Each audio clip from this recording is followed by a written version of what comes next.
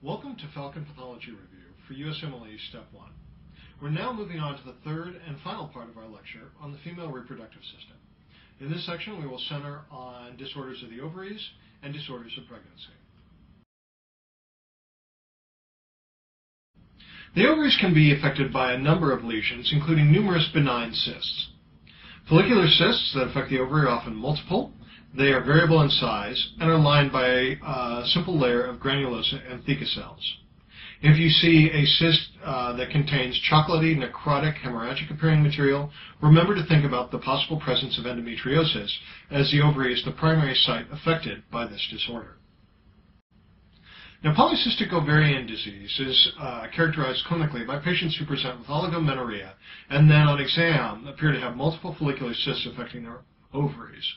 Think about this in young women who have persistent anovulation, patients who are obese, or show signs of hirsutism. Polycystic ovarian disease is caused by excessive amounts of luteinizing hormone and the presence of androgens. It's associated with insulin resistance and an increased risk in these patients of diabetes mellitus. The morphology, when one looks at the ovaries, there's a thickened ovarian capsule, multiple small cysts, and cortical stromal fibrosis. This is an example of ovaries demonstrating polycystic ovarian disease. You note the multiple cysts present on the external surface of the ovary. You then see them on cut surface in the middle slide. The bottom slide is simply a hematoxylin and eosin-stained whole mount of the ovary where you note the multiple cysts. If we took a closer look at that slide, you would see the stromal fibrosis characteristic of ovaries affected by polycystic ovarian disease. In regards to ovarian tumors, these make up 6% of all cancers in the female population. They're the fifth most common form of cancer of women in the United States. One of the rotten things about ovarian tumors is that the great majority are not detected early. And since for the malignant forms, they have had potential to metastasize throughout the pelvis and abdomen before they are brought to clinical attention. And thus they're responsible for over half the deaths of cancer of the female genital tract. Risk factors to the development of ovarian cancer include null parity, a family history of ovarian cancer, particularly in first-degree relatives, and mutations in the tumor suppressor genes that we saw earlier playing a role in the development of breast cancer, BRCA1 and BRCA2. We characterize ovarian tumors into three groups based on their site of origin. Do they originate from the surface epithelium, from the germ cells, from the sex cord stroma surrounding the germ cells in the ovary, or are they metastatic to the ovary itself? This picture simply breaks down by percentages and type the tumors, where they occur, and the types that exist. You'll see again that the great majority occur from surface epithelial cells, with the remainder made up from the germ cells and sex cord stromal tumors. For those of you who have already viewed our lecture on the male reproductive system, you'll remember that there are certain tumors within the male and female reproductive system that are analogous to each other. For example, the seminoma within the male reproductive system and the dysgerminoma, one of the germ cell tumors of the female reproductive system. Surface epithelial tumors make up 75% of all ovarian tumors. You want to think about these when you're dealing with an older population, although we're being very elastic when we use the term older here, referring to women older than age 20. We divide these somewhat based on the contents of the tumor itself. Do the tumors contain serous fluid, mucinous fluid, or does the tumor recapitulate endometrial histology and hence receive the name endometrioid? Serous epithelial tumors are represented as a cystic lesion lined by tall columnar ciliate epithelium and filled with a serous fluid. These usually are papillary, and psammoma bodies, similar to one what might see, for example, within a meningioma, can be present. If the epithelium is benign, that is, if there's only one layer in it, then we refer to these as papillary serous cyst adenomas. If there's bulking up of the epithelium, that is, the piling of one layer upon another, with atypia or invasion of the surrounding structures, then this tumor is termed a papillary serous cyst adenocarcinoma. These tumors are frequently bilateral, so seeing them in one ovary should lead you to thinking about looking for them in another. This is an example, as seen here in this slide, of a papillary cyst adenoma. The cyst has been opened up, and you note the multiple papillary projections out into the lumen of the cyst. We then show the histology of it with the ciliated epithelium seen here in the H&E slide overlying the stroma of the ovary. This is an example of a papillary serous cyst adenocarcinoma. Note, first of all, the cyst is filled with numerous papillary projections, much more than what we saw in this previous slide. Also know the lesion appears more hemorrhagic, and there may actually be areas of necrosis. If you compare the histology of the two lesions, note that the epithelium here in the cyst adenocarcinoma has a much more malignant appearance, not surprisingly, compared to that of the cyst adenoma. The cyst adenoma presented as a single layer of ciliated cells. Here the cells pile up on top of one another. You note that they're much darker in color, most likely due to larger, more atypical nuclei and a higher nuclear cytoplasmic ratio. If we're able to take a closer look, we'd probably see much more cellular atypia and more frequent mitoses. Mucinous epithelial tumors tend to parallel serous tumors in terms of their breakdown into cystadenomas and cystadenocarcinomas. These are cystic lesions lined with mucus-producing cells, and thus the fluid here is not serous but mucus. These are generally rare before puberty and after menopause, and unlike serous tumors, are usually not bilateral. Unfortunately, one of the initial ways in which these can present is with a condition known as pseudomyxoma peritonei, an ovarian tumor with extensive mucinous ascites, where essentially the patient's pelvis is opened up and there's mucin scattered throughout, along the fallopian tubes and throughout the lower part of the GI tract. In general, if you see a patient with pseudomyxoma peritonei, this is more often due to a GI primary mucinous tumor of some type rather than the one of the ovary. And if a surgeon sends you, as a pathologist, an ovary questioning a mucinous epithelial tumor in a case of pseudomyxoma peritonei, you should always ask him or her to check the appendix as well, which is where many of these mucinous tumors will develop. What we have a picture of here is a mucinous cystadenoma. You see the multiloculated cyst present here with no finger-like projections into any of the lumens, and then the simple mucinous epithelium overlying the gland here in the slide. A mucinous cystadenocarcinoma would have, similar to what we saw in the serous cystadenocarcinoma, piling up at the epithelium, which would take on a greater and greater atypical appearance. With grossly, there would be little papillary projections into the walls of the cysts that you saw in the gross picture a moment ago. Finally, in terms of our surface epithelial tumors, the last one that we have to worry about are the endometrioid tumors. These are solid tumors composed of endometrial-like glands. About 20% of these cases are accompanied by carcinoma of the endometrium, and these, similar to serous carcinomas, can be bilateral.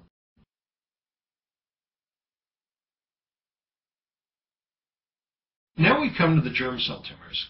This includes the teratomas, which we previously discussed in the male reproductive system, the dysgerminoma, which is the counterpart to the male seminoma, the endodermal sinus tumor, and the choriocarcinoma, which was also discussed in our section on the male reproductive system. Germ cell tumors compose approximately 20% of all ovarian tumors, and here you want to think about these occurring within a younger population. Remember that your surface epithelial tumors tend to occur in what we termed an older population, that is, any patient over the age of 20. Here we're dealing with patients under the age of 20, the exception being the cystic teratoma, which tends to occur within the reproductive years. These tumors obviously bear homology to the germ cell tumors of the male testes. The mature teratoma is a cystic neoplasm made up of tissue elements from 2 or more embryonic layers. One thus can see various normal cellular constituents within these teratoma. So one can see hair, skin, fragments of bone, cartilage, sebaceous material, and even fragments of neurologic tissue, brain, etc. This is the most common type of germ cell tumor, and also goes by another name, the dermoid cyst. And one should be comfortable with working with both names, both for the exam and when you talk about these tumors with your fellow clinicians. A small percentage of these, 10 to 15%, will be bilateral, and 1% of these will undergo malignant transformation. Now, it must be clear here about what we're terming malignant transformation. We are not talking here about immature teratomas, but we're talking about mature teratomas, where one of the elements, generally the epithelial component, that is, the component containing squamous epithelium, such as one would see on normal skin, undergoes transition to a squamous cell carcinoma.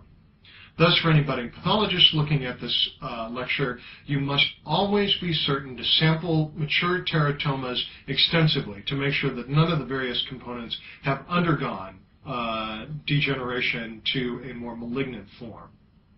There's also a subtype of these tumors that contain only thyroids elements called struma ovarii or carcinoids.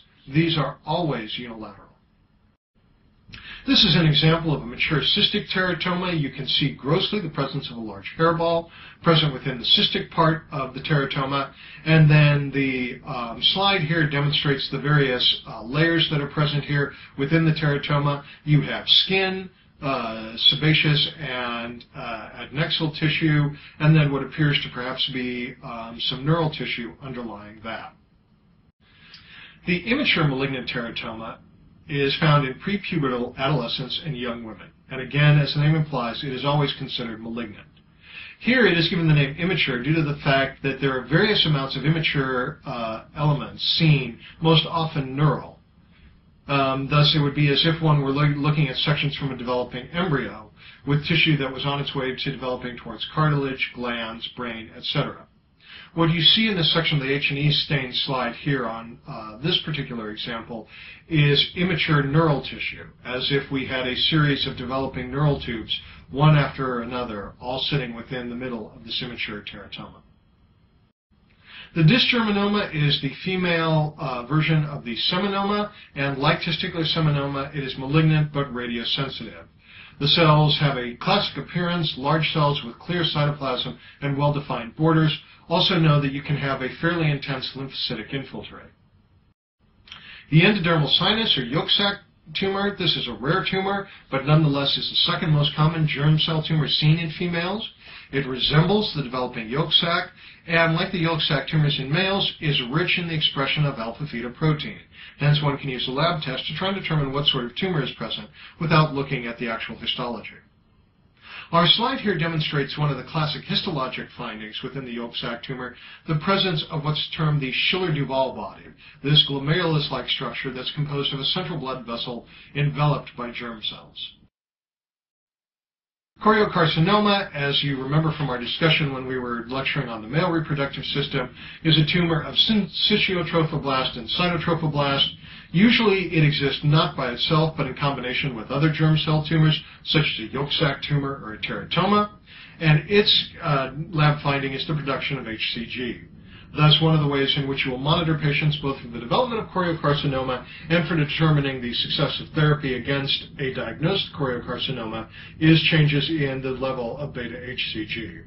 Unfortunately, choriocarcinoma is usually widely metastatic by the time of diagnosis. This brings us to the last group of ovarian tumors, which are the sex cord stromal tumors. Granulosa theca cell tumors, this is, as the name implies, simply a tumor that is a mixture of granulosa and theca cells. This tumor is important in that it can produce large amounts of estrogen, and depending on where your patient is in her development, can lead to a variety of results.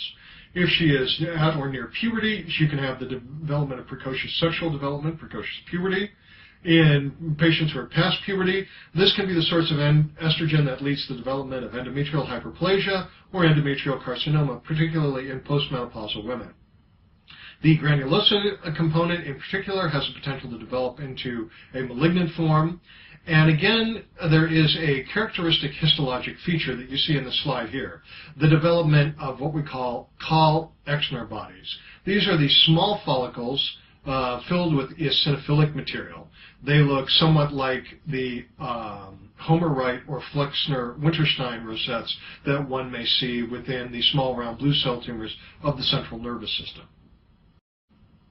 The Sertoli-Leidig cell tumors, or as some people term them, the androblastomas, these can produce a clinical picture of masculinization, naturally enough because they produce, as the name implies, androgens. This blocks normal sexual development in children and can lead to women undergoing a process simply termed defeminization. The tubules are composed of Sertoli cells or Leidig cells interspersed with stroma. You see an example of those tubules back to back in the slide that accompanies our picture here. Now we come to the issue of metastases to the ovary. Metastatic tumors come from other sites within the female reproductive system, but can also come from the breast or GI tract. There is an association, which we talked about a few slides before, about pseudomyxoma peritonei and appendiceal tumors.